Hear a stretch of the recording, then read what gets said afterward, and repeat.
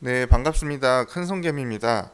오늘 준비한 콘텐츠는 최근 시장에서 가장 핫하다고 볼 수 있겠죠. 게임스탑 사태에 대해서 좀 준비를 했고, 이 게임스탑 사태를 가지고 우리가 얻을 수 있는 투자 아이디어, 이것에 대해서 좀 준비를 해봤습니다. 여러분의 주식 투자가 즐거우셨으면 좋겠고, 또 투자 판단에 도움이 되셨으면 좋겠습니다. 그럼 바로 시작하겠습니다. 게임스탑 사태, 잘 아시겠지만, 제가 좀 간략하게 설명을 먼저 드리겠습니다. 일단 작년 9월에 라이언 코hen이라는 억만장자가 이 게임스탑의 2대 주주로 등극을 하게 됐는데, 이 게임스탑 주식은 평소에 공매도가 굉장히 많이 있었던 종목이에요. 각 헤지 펀드들이 이 게임스탑의 성장성이 이제 결여됐다, 뭐 이런 이유를 대면서 공매도를 굉장히 많이 쳐놨었는데, 이 라이언 코hen이 이 주식을 굉장히 많이 사들이게 되면서 올해 1월부터 이제 적극적으로 경영에 개입을 하려는 움직임이 포착됩니다. 이러면서 주가가 19달러에서 31달러까지 가파르게 올랐고, 이때 공매도 세력들은 굉장히 큰 손실을 떠안게 됐습니다. 떠안게 됐는데, 이 사건이 미국의 레딧이라는, 뭐 국내로 따지면 뭐 종목 게시판이나 주식 갤러리 같은 투자 커뮤니티죠.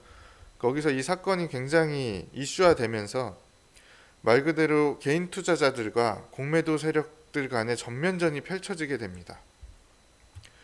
그러면서 1월 26일 날 무려 게임스탑 주가가 92%나 급등을 하게 됐는데요. 이거는 뭐 개인 투자자들이 시장가로 많이 달려들면서 주가가 급등한 측면도 있겠지만, 공매도 세력들이 손실을 좀 더 축소하기 위해서 어쩔 수 없는 쇼커버링이 일어나면서 주가가 급등한 측면도 있을 것이고요. 그리고 이 다음 날은 매수세가 더욱 강해집니다. 이 다음 날은 주가가 무려 134%나 급등을 하면서 정말 이 사건이 더 핫해지게 되는 거죠. 일단 미국 같은 경우는 국내처럼 상한가폭 제한이 없다 보니까 이 정도 상승 탄력이 나올 수 있는데, 근데 또 28일 날은 44% 하락 마감하게 됐습니다. 사실 이날은 개인 투자자들도 꽤 많은 양의 매도세가 나왔고요. 이날 변동성이 굉장히 컸습니다. 무려 주가가 483달러에서 112달러까지, 그러니까 4분의 1 토막이 나기도 했었습니다. 장중에. 엄청난 변동성을 보였는데, 또 그 다음 날은 또 67% 상승해서 마감을 했습니다. 스토리가 이렇게 흘러왔는데, 이 가운데 사실 일론 머스크도 이 개인 투자자들을 많이 응원하는 트윗을 날렸었죠. 테슬라도 워낙 공매도로 고생을 많이 했었다 보니까. 아무튼 이런 사건이 일어났는데, 지금 국내 투자자들도 이 게임스탑 사태에 많이 참여를 하고 있는 것으로 지금 나타나고 있습니다. 원래 국내 개인 투자자들 미국 주식 가장 거래 많이 하는 게 테슬라였는데, 테슬라를 제치고 게임스탑이 1위까지 하는 그런 진풍경이 벌어졌죠. 그래서 이번 사건은 저는 이렇게 표현을 하고 싶습니다. 일단 개인 투자자들이 똘똘 뭉쳐서 공매도 세력을 눌렀다. 근데 이 이유는 개인 투자자들의 응집력과 몰입도에서 나타난 것이다. 저는 이렇게 평가를 하고 싶고, 사실 개인 투자자들이 응집력을 갖기가 굉장히 어려웠었는데 이번에는 진짜 완전히 좀 달랐다, 그렇게 표현을 하고 싶고, 근데 제가 걱정하는 측면은 이겁니다. 개인 투자자들이 공매도 세력을 물먹이기 위해서 똘똘 뭉쳤는데, 지난 28일이었나요?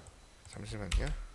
네, 28일 날 이 주가가 큰 폭으로 하락 마감한 것처럼 결국은 사실 최고점에 이 주식을 떠안게 되는 개인 투자자들이 생겨날 것인데, 저는 이 부분이 너무 걱정이 되기 때문에 제 영상을 보시는 분들은 이 역사적 이벤트를 그냥 구경만 하셨으면 좋겠고, 좀 이렇게 정의감에 불타가지고 직접 참여는 안 하셨으면 좋겠습니다.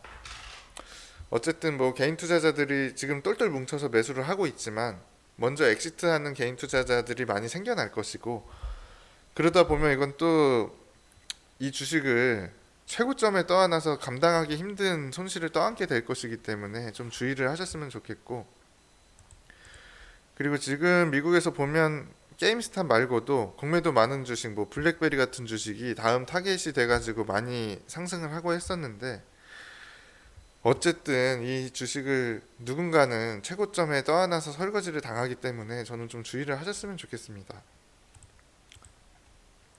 자, 보시면 공매도로 고생을 했던 주식이 대표적으로 미국은 테슬라가 있겠고 국내는 셀트리온이 있겠죠.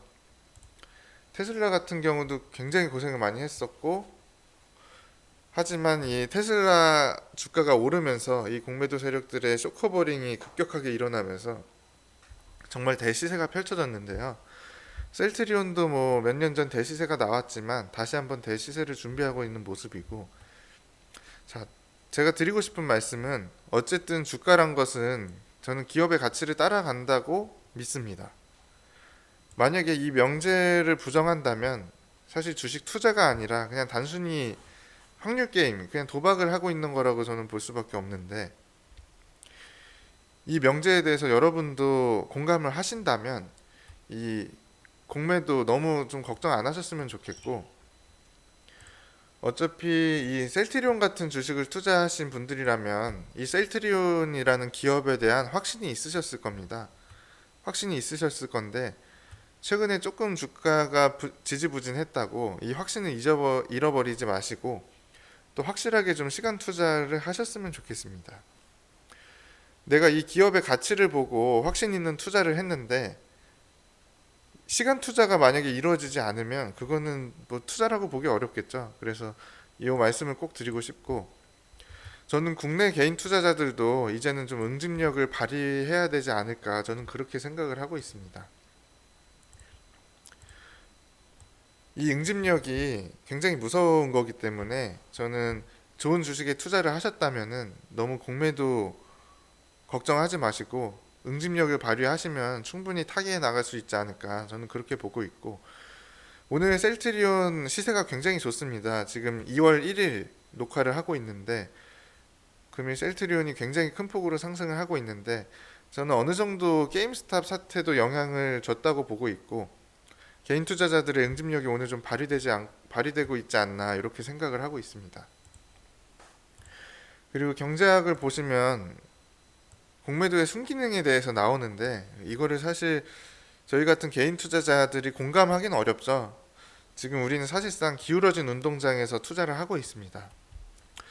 자본시장은 우리가 생각하는 것처럼 낭만적이지 않습니다. 굉장히 추악한 곳인데 우리가 이런 곳에서 살아남으려면 반드시 이 주가는 기업의 가치를 따라간다는 명제를 기억하셔야 좋을 것 같고, 또 진정한 투자자라면 확신과 시간 투자 충분히 하시고, 또 개인 투자자들끼리도 정말 좋은 주식에 투자했다면 응집력을 발휘해가지고 주인의식을 갖고 좀 투자를 하셨으면 좋겠습니다.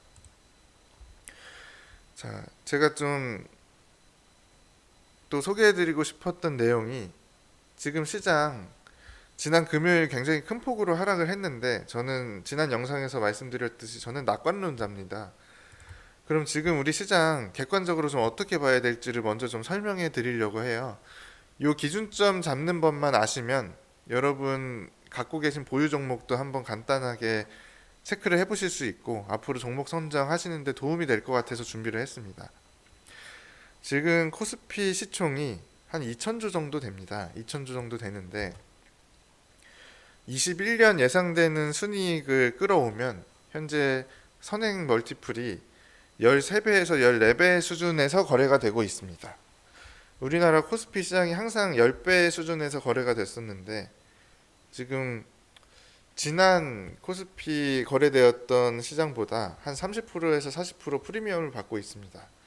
저는 이 프리미엄을 충분히 받을 수 있다고 보고 있고, 이 프리미엄을 받을 수 있는 근거에 대해서는 제 영상 2화를 보시면 좀 도움이 되실 것 같아요. 그리고 코스닥 같은 경우는 시총이 굉장히 작죠. 다 합쳐봐야 350조인데 다 합쳐봐야 뭐 삼성전자 하나보다도 훨씬 작은 시총인데, 코스닥 같은 경우는 지금 멀티플이 18배에서 20배 정도로 거래되고 있습니다. 워낙 바이오주 비중도 높고 또 기술 특례에 상장한, 그러니까 실적을 내지 못하는 기업들도 많기 때문에 멀티플이 좀 높은 상황인데, 이 기준점을 꼭 기억을 하시면서 종목을 좀 평가를 하셨으면 좋겠고, 지금 미국의 다우 시장, 다우 지수 같은 경우가 16배에서 18배에서 거래되고 있고, 나스닥 같은 경우는 거의 30배 수준에서 거래가 되고 있습니다. 그래서 뭐 나스닥에 비하면 우리 시장 아직도 굉장히 저평가 받고 있는데, 물론 나스닥이랑 비슷한 수준으로 평가를 받을 만한 근거는 아직 없죠. 그래서 이런 식으로 좀 보시면 될 것 같고,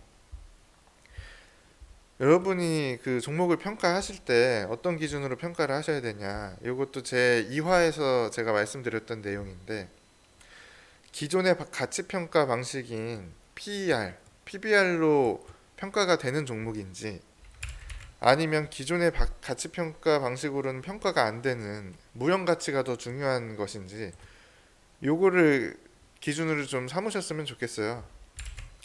그래서 뭐 예를 들어서 내가 뭐 현대차나 뭐 은행주나 이런 주식에 투자를 하고 있다면, 기존의 가치 평가 방식으로는 설명이 되는 주식들이니까 PER이나 PBR로 평가를 좀 하시는 게 맞고, 내가 지금 뭐 카카오나 네이버나 셀트리온 같은 주식에 투자를 하고 있다 하면은 무형 가치가 더 중요하기 때문에 뭐 PER, PBR 이런 거는 크게 중요하지 않죠. 그래서 이렇게 좀 기준을 삼으셨으면 좋겠습니다. 지금 왜 뜬금없이 기준점 잡기에 대해서 설명을 해드렸냐면, 이것과 이어지는 겁니다. 지금 종목에 대한 확신과 시간 투자, 그리고 결국 주가는 기업의 가치를 따라가기 때문에 여러분이 기준점 잡는 거를 반드시 아셔야 내 종목에 대한 가치 평가가 이루어지기 때문에, 그렇게 해서 이 다음 편에 바로 이런 슬라이드를 준비한 것이고요. 이 내용에 대해서는 제가 나중에 종목 발굴하는 법에 대해서도 좀 소개를 해드리려고 하니까 이 내용은 꼭 좀 외우고 계셨으면 좋겠어요. 자, 그 다음 준비한 컨텐츠는 제가 지난 영상에서도 다나와라는 스몰캡을 소개해 드렸었는데, 성장하는 스몰캡을 앞으로도 한두 개씩 좀 소개를 해드리고 싶어가지고 준비를 했습니다. 일단 오늘 준비한 종목은 서흥이란 종목이고, 이름이 바뀌었습니다. 서흥캅셀이란 종목이었는데, 이 종목은 여러분 뭐 잘 아시겠지만 그 알약 같은 경우 캡슐로 만들어지잖아요. 그 캡슐을 만드는 회사고, 무려 국내 시장 95%를 점유하고 있는 회사입니다. 글로벌 캐파로 보면 3위 정도 되고, 지금 이 작년에 코로나로 인해서 이 개인 면역력에 대한 관심이 높아지면서 건강기능식품 시장이 굉장히 큰 폭으로 성장을 했죠. 그러면서 같이 수혜를 받고 있는 종목이고, 그리고 내추럴 엔도텍 사건, 가짜 백수 사건 잘 아실 거예요. 그 내추럴 엔도텍을 서흥이 인수를 했습니다. 그래서 그런 것도 좀 알고 계시면 좋을 것 같고, 이 종목은 끊임없이 성장하고 있는 성장 기업입니다. 한번 확인을 해볼게요. 실적이 어느 정도로 성장을 하고 있는지를 확인을 바로 해보도록 하겠습니다. 네, 서흥 보시면은 뭐 딱 그냥 한눈에 들어오죠. 매출액도 꾸준히 성장하고 있고 영업이익도 꾸준히 성장하고 있습니다. 좀 더 길게 보면 15년도에 매출 3천억에 영업이익 300억 나오던 회사가 올해 예상되는 6년 뒤 올해 예상되는 매출이 6,300억에 영업이익이 856억, 거의 5, 6년 만에 매출이 2배 이상 늘었고 영업이익도 2배 이상 성장했는데, 이렇게 꾸준히 성장하는 기업을 찾으시는 게 저는 이 성장주 투자의 가장 기본이 된다고 말씀드리고 싶고, 네, 그리고 뭐 영업이익률이나 자기 자본 이익률을 보셔도 시장 평균보다 훨씬 높습니다. 훨씬 높고, 근데 이 좋은 주식이 지금 올해 선행 PER 10배 수준에서 거래가 되고 있습니다. 아까 코스닥 지금 PER이 18배에서 20배 수준이라고 말씀드렸는데, 지금 2배 이상 저평가를 받고 있죠. 시장 평균에 대비해서.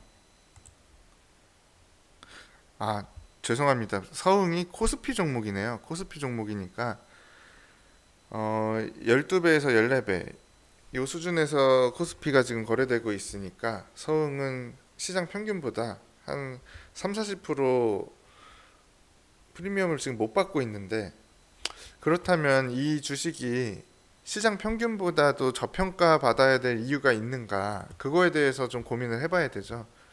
제가 볼 때는 뭐 영업이익률로 보나 자기 자본 이익률로 보나 또 앞으로의 성장성으로 보나 또 이 기업이 갖고 있는 이런 경제적 혜자로 보나 저는 저평가 받을 이유가 없다고 보기 때문에 지금 시점에서 충분히 투자 가치가 있다고 보는 겁니다. 그러니까 이거는 제가 꼭 이 주식을 지금 추천해 드린다는 목적보다 이런 식으로 투자 아이디어를 가져가고 종목을 발굴해야 된다는 의미에서 말씀을 드리고 있는 건데, 그럼 이런 주식은 언제까지 좀 투자를 해야 될까? 아주 간단합니다. 그냥 성장이 멈출 때까지 지속 보유하는 게 저는 맞다고 보고요. 그리고 어쨌든 기업의 이 성장이란 것은 결국 이 숫자, 실적으로 확인이 되어야 된다. 요게 제가 꼭 드리고 싶은 말씀이었습니다. 제가 꼭 드리고 싶은 말이었고, 또 한 종목 하나 더 볼게요. 아프리카 TV. 요것도 좀 같이 성장주로 분류해가지고 보시면 좋을 것 같은데, 아프리카 TV 뭐 모르는 분들 없으시겠죠? 저는 그냥 감히 조선의 유튜브다 이렇게 말씀을 드리고 싶고, 아프리카 TV의 주 매출이 여러분 잘 아시는 별풍선 매출이 주 매출입니다. 그래서 요거를 좀 고급스럽게 표현하면 기부경제 문화라고 얘기를 하거든요. 아프리카 TV의 별풍선이나 뭐 유튜브에서도 이런 슈퍼챗이나 이런 게 많이 되잖아요. 이런 거 이제 기부경제 문화라고 하는데, 이런 기부경제 문화가 지금은 이제 완전히 좀 정착이 된 모습입니다. 그래서 이 시장이 대략 5년간 3배 이상 성장을 했고, 아프리카 TV 같은 경우 보시면 올해 예상되는 실적을 끌어왔을 때 멀티플이 14배 수준에서 지금 거래가 되고 있고, 아프리카 TV 같은 경우 영업이익률이랑 자기자본이익률이 상당히 높습니다. 영업이익률이 무려 27%고 지금 코스피 같은 경우가 자기자본이익률이 한 6% 정도 나오고 코스닥이 한 10% 정도 나올 것으로 보이는데, 시장 평균에 비해서 굉장히 높은 수익률을 자랑하고 있고, 요 명제를 저는 좀 반드시 인정을 해주셨으면 좋겠어요. 주식 투자자라면 주가와 실적은 결국 동행한다. 앙드레 코스톨라니의 계줄 이론 잘 아시죠? 요거는 뭐 따로 설명을 드리지 않겠습니다. 요즘에 뭐 워낙 여러분 그 주식 공부도 많이 하시고 잘 아시는 내용이기 때문에, 결국 주가가 실적을 따라서 이렇게 곱게 따라가진 않죠. 이게 기업의 가치라고 치면 주가가 뭐 이렇게 동행해서 가진 않죠. 뭐 일반적으로 이렇게 파동을 그리면서 가던가 아니면 뭐 특이하게 이렇게 가다가 이렇게 오르는 경우도 있고, 근데 여기서 중요한 건 결국은 이 지점에서 만난다는 게 중요한 거기 때문에 이 명제를 저는 꼭 기억을 해주셨으면 좋겠고, 앞으로도 제가 스몰캡 성장주들 많이 소개를 해드릴 테니까 제 투자 아이디어 많이 공유를 해드리겠습니다. 여러분 투자 판단에 도움이 되셨으면 좋겠고, 오늘 컨텐츠는 이쯤에서 마무리하고 또 다음에 또 좋은 컨텐츠로 찾아오도록 하겠습니다. 감사합니다.